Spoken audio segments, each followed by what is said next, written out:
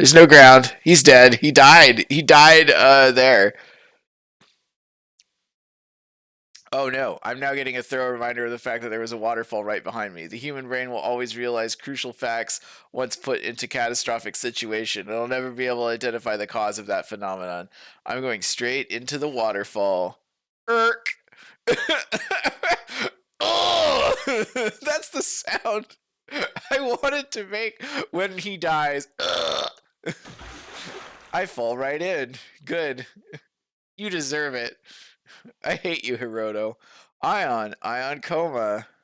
I had no idea there were people with last name Coma in this country until I first met Ion. Of course, I teased her by calling her Begoma, like the traditional tops.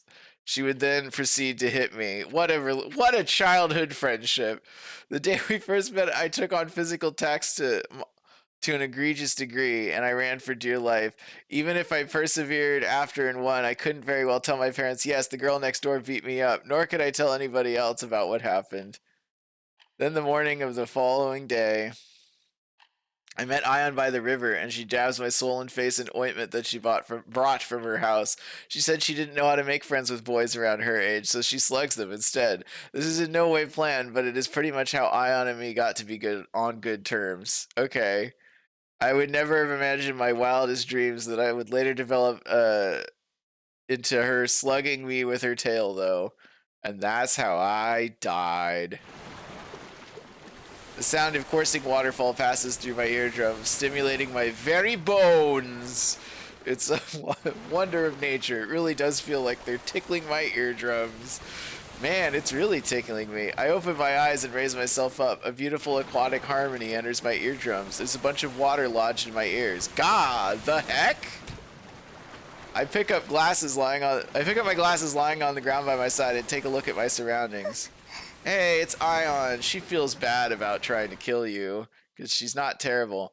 Ion is clinging tight by my side. She's half in tears. She's positively soaked. Uh, ugh. Both her wonderfully developed breasts and her now see-through clothes. Oh, great. Me and my boobs are gonna go over here. You don't even see her, dude. You just see her body. Maybe there's like an underlying theme here of objectification that I'm gonna find, but probably not. I don't think this is gonna be a very self-reflective work. Under that, I had said of ivory white thighs come from her skirt-covered lower body. What? Thighs? Oh, hey, he picked up on it too. Huh? Hmm. I practically rubbed my eyes. What? Legs? Oh my god. And I look at Ion once again. There's a massive salmon tail waggling around. Yeah, right. Like there'd be a pair of ivory white thighs there. Yeah, for real. Not like we saw them in the opening cinematic or anything. Nevertheless, she has quite the set of fins. Maybe it's because of the sunlight, but her face is flush red. You're alive. Naturally. What the heck? She's acting like I died. Aya's been staring at me like she's looking at a person who got swallowed by a whirlpool caused by a raging waterfall, got water in his lungs, and fell to an unconscious state, which is literally what just happened. Also in those eyes, I feel like I see something akin to tears there. Perhaps it's the same kind of phenomenon that sea turtles deal with? No, a sea turtle shedding tears is because of salt content. We're in freshwater, and Ion isn't a sea turtle either, so that's not possible. I hate these asides, man. God. Why this? Who wrote this? In that case, there's only one conclusion I can derive from this. I'm an asshole. Oh, wait, no. Have you been crying? Yes, you have, Aya. Don't lie. Sure she has, no doubt about it. I can say that with confidence. She's been crying this whole time because for some reason she feels regret about my death. I'm thinking that the situation as it stands with Ion with tears in her eyes and me with water lodged in my ears, I can deduce that I've come back to life after almost drowning to death. I don't think you almost drowned to death because you had a mermaid to save your ass. That's what I think. Also, who was the one who saved me from drowning? It was you, the only one. It must have been her. She's the person who saved my life. Well, the fish that saved it. Whatever she is, she's helped my save my life. I feel indebted to say that I have to thank her for everything I do in my life from here on out. Looking back, well, it's also kind of sort of her fault that you fell down the waterfall in the first place, so let's be honest. Looking back, I can see this village's famous and majestic waterfall. Ever since I was a kid, I've been warned many times that my ears want to drop off, that getting caught in one of its whirlpools is big time trouble. So I fell in there and Ion came and rescued me, huh? Maybe it's like a weir, which is essentially a machine designed to make sure you drown.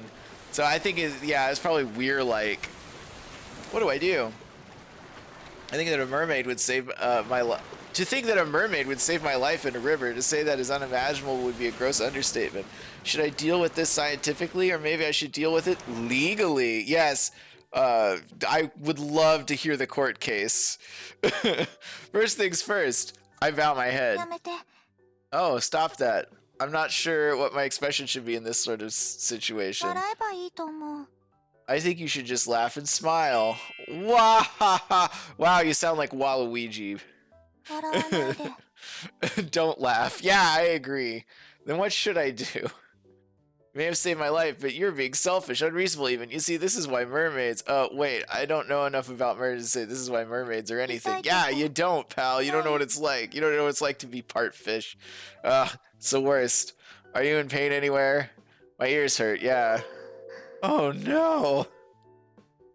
Ion looks extremely apologetic. How come? You're the one who helped save me, aren't you?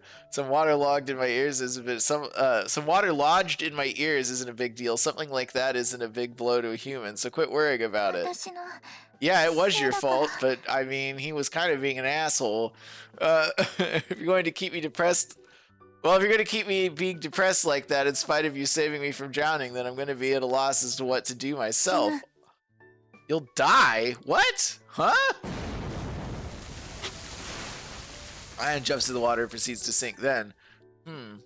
Oh. What is going on? She's not coming up. She's not coming up. Not coming up. Hey, wait a second. I dive into the water to save Ion from her suicide plans. What in the world was she thinking? This feels like a fever dream.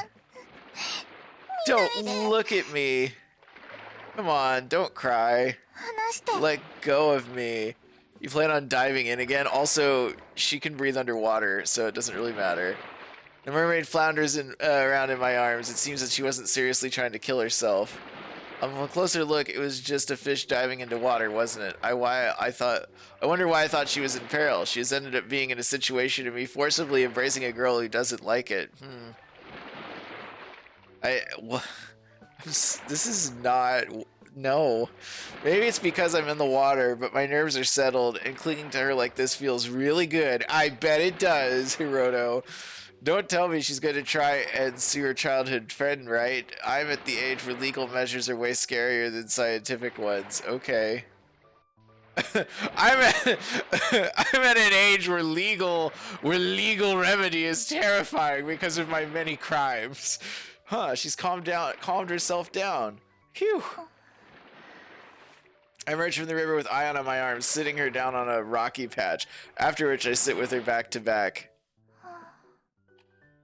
A short stint of silence, thank God.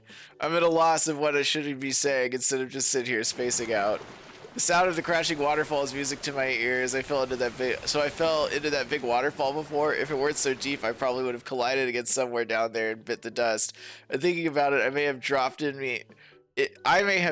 by accident, but Ion dove into the waterfall of her own to come and save me. Okay, on her own, yeah. It sort of moves me on the inside, and I turn around to see Ion when... Oh. Our eyes meet. For whatever reason, her face is slightly flushed, and she's looking straight at me. Very straight. Anyway, the stare down commences.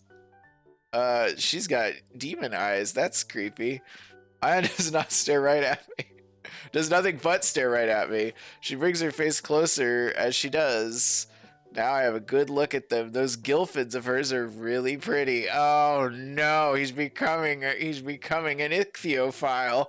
This is his awakening moment. So pretty they could pass off as pieces of jewelry. No, they definitely can't. They reflect the sun sparkling like a rainbow. So pretty. Ayan proceeds to dunk her head in the water with the force of a storm. What? Yep, that's a win for me. I take my victory pose and, or at least I'm about to stand up and do that, just that, but I get tackled by her tail and knocked down. Why though? Why won't you admit defeat? I don't know what's going on here. She's still staring at me. Why does it feel like I'm on the wrong here? Come on. You're trying to challenge me one more time? One more time. That leads us to our second. Why are they having a staring contest? This is like a fever dream, man. It doesn't make any sense. That leads us to our second staring contest. Well, we've run out of stuff to talk about, so this is a good cop-out. Cop-out. A good movie, I think. So, as the day comes to a close, I've almost accomplished a great deed, second only to that of Atlas himself. I hoisted a giant mermaid upon my back and descended down the mountain. Yeah, right. What part of the mountain, of going down a mountain with a single girl riding piggyback is a great deed? Explain yourself, starting with any mechanisms involved in piggyback. That half-fish childhood friend of yours, or at least that's what I'd like to say here. But I'm glad that Ayan, as a mermaid, is the length she is. Right now, Ayan is riding on my shoulders as her tail is coiled around my waist, and I have both hands gripped on the part that's wrapped around me. Though as we descend more toward under the waterfall, she says that she has the urge that she wants to go back to her home, but in other words, the giant mermaid has thus passed down her decision to leave the ravine she's been inhabiting this whole time and return to the human realm, leaving a note behind on a single chunk of stone. I don't know who the note was addressed to, but my guess is that it's reserved for the individual who dressed her in those strange clothes and provided for her this whole time.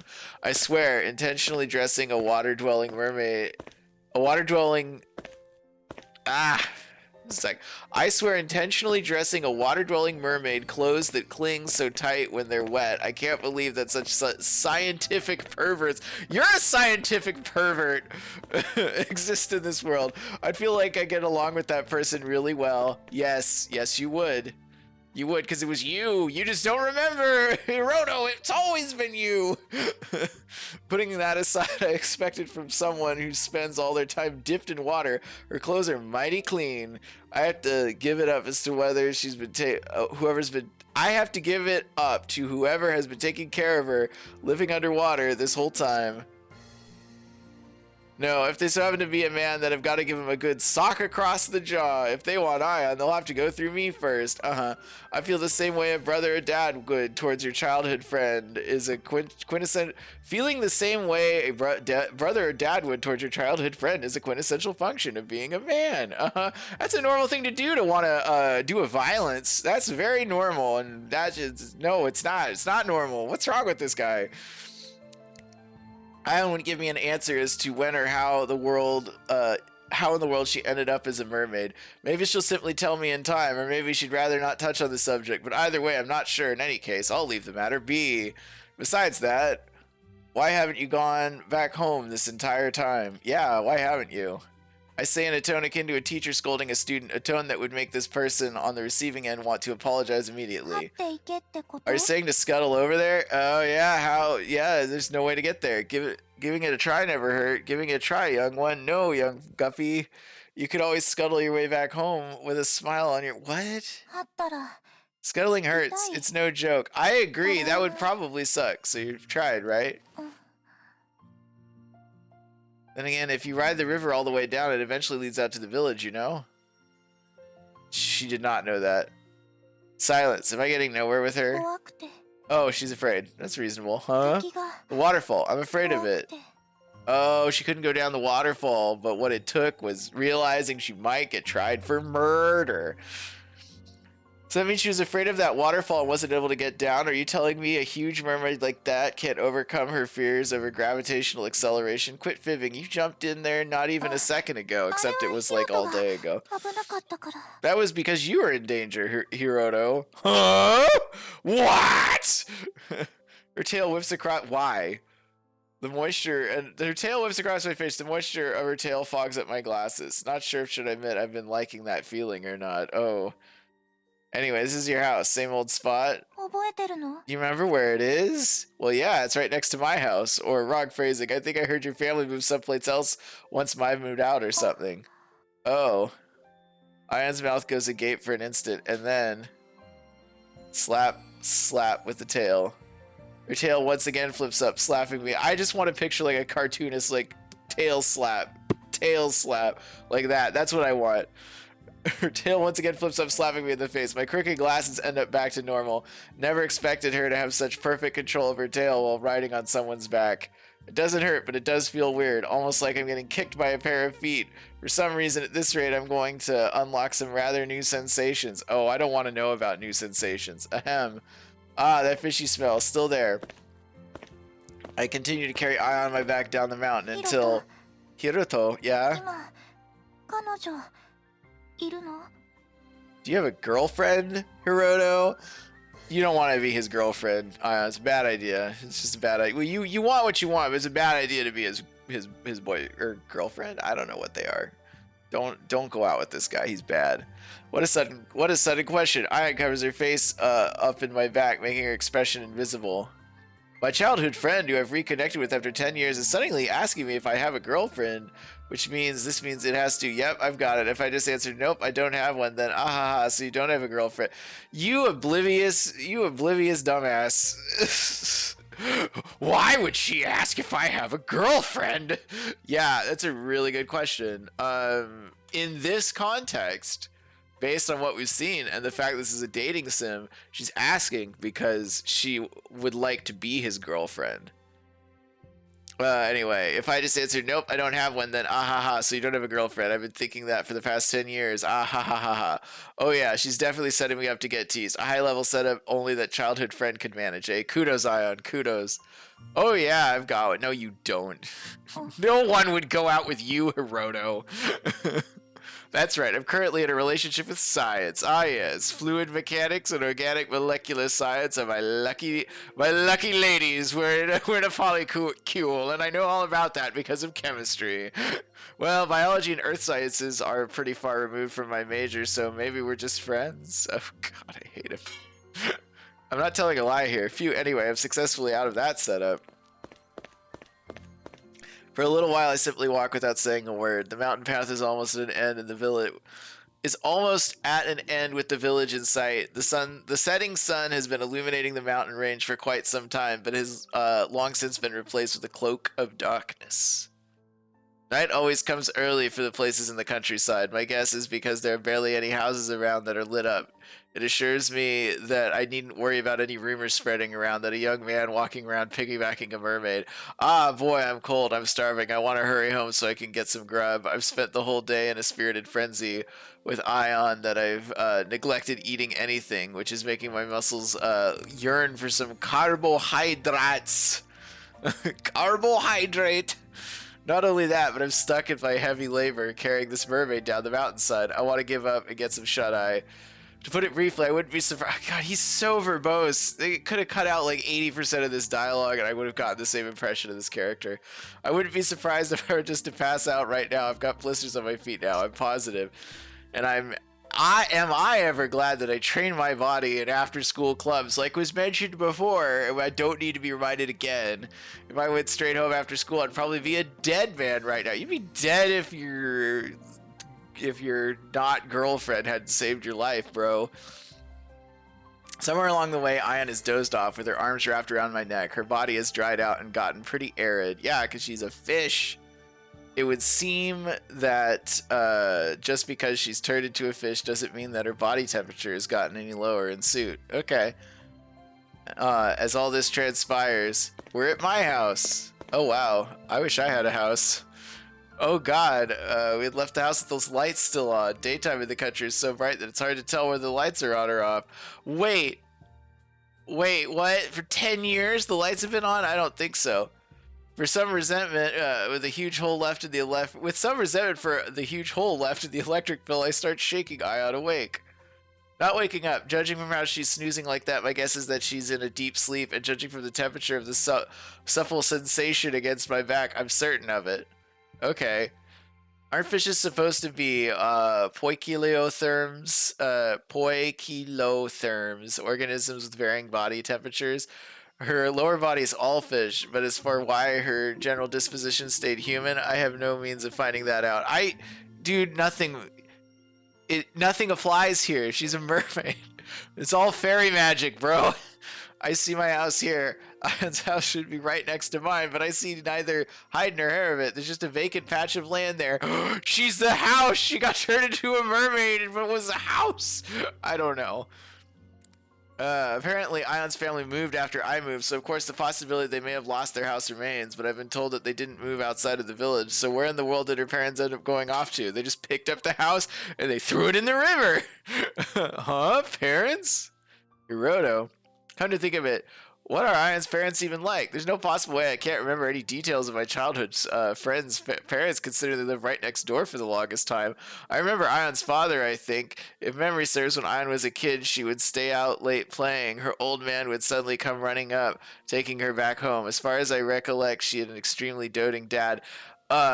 This lends credence to my theory that I have just formed, which is that Ion was never his childhood friend, and that Hiroto has actually been hypnotized by mermaid magic and only thinks that Ion is his childhood friend. And all the memories are fake. It would explain a lot, actually. It wasn't long after I left for the city with my parents that I caught a word that Ion's old man passed away. I think that's right, just to be part of why Ion moved in the first place, I think. I almost asked a pretty insensitive and hurtful question. Yeah, where are your parents? We're high schoolers, I think. Also, I think I remember hearing something about how Ion's grandpa being a shaman. Oh, something about Ion's grandpa being a shaman. Although by the time me and Ion were living next door to one another, he had already passed away. Well, he's definitely a shaman. He's a mermaid shaman. Merman. Mermansk shaman? Anyway. However, as for Ion's mother, I wonder why I can't remember anything about her. I was never told she had died as well. I can't even bring up a mental image of Ion's mom. Did she really not leave any lasting impression of me at all? Yep. Hypnotized. Mermaid magic. Hypnotized him. He's been hypnotized. I can't even remember her face, let alone her occupation. Come on, brain cells. I know you're not the greatest, but try to... Yeah, they're not. Not the greatest, but try to get it together, will you? I just have to put them to work later on. Phew! Hey, wake up! Z, Z, Z, Z, Z, Z, Z. Okay. Not getting up. Your house isn't here. Sukasa is no casa. Your house is not house. Okay. Still not getting up. Is my back really that comfortable to her, seeing how she's sleeping with her two soft cushions, also known as boobs? You can say it. You said it before. Pushing up against my club-tempered back. Oh, wow. So hot, Hiroto. So strong. I say she's feeling pretty darn comfy. Sigh. I feel bad forcing her awake from such a sound sleep. Anyway, I'll reserve the details for tomorrow morning. This whole day has felt like I've been trying to cram a bunch of massive files into my mental computer all at once. Besides, she's showing zero signs of waking up, and I'm totally exhausted. Honestly, if it weren't for the two supple sensations nipping at my back, I would have long since thrown in the towel. Don't you mean nippling, bro? It's okay, you could say it. Anyhow, after considering the various facts, there's only one thing I should do now. I've put her to bed in my house. Oh, eek. Wow, her tail hit the back of my head. A critical hit, in fact. What in tarnation? What? I should protest. Oh, she's asleep. Wake up your butt. Wake your butt up. Ion once again goes back to sleep. Please wake up, oh great mermaid. Dead to the world. Ah! Let a huge sigh before looking up at the sky. You're gonna hit in the face again, bro. Oh, it's so bright and vibrant. The moon, the stars, everything is nice and bright. Yeah, I have no need for any of the cluttered lights taking up airspace like in the city. It's called light pollution, bro. So many, but you don't see the stars and then the other lights. The other lights drown out the stars. So many brilliant stars. I can't believe I'm able to see so many of these beautiful stars at one time, seeing as how I'll never be able to see them in the city. Too overwhelming. Might barf. That means I'd make a lousy astrologist. You mean astronomer? You'd also be a lousy astrologist, too. I go inside the house looking Ion on my back. Then I go up to the second floor, the most spacious part of the house. I squeeze out the last bit of strength in me, carrying the oversized salmon upstairs. I proceed to throw Ion down on the upstairs floor. Just boink! just throw that woman on the floor! Oh! The Massey wriggles around on the floor for a little bit until skirt in the way, taking it off. Aya then proceeds to suddenly take off her skirt and toss it aside. No, that's reverse sexual harassment. Oh, right. Her lower half is fish. Crap. Ian rose around to the floor and completely enters slumberland. Okay. Oh, for a second I thought you said, look at the clock hanging on the wall. I was like, what is his life like? I looked at the clock hanging on the wall in order to check the mermaid's bedtime. 3 o'clock p.m. Yeah, that clock is totally wrong, and also it's totally busted. Whatever, I guess I'll go to sleep too. Oh, are they going to sleep together? Is it going to be cute?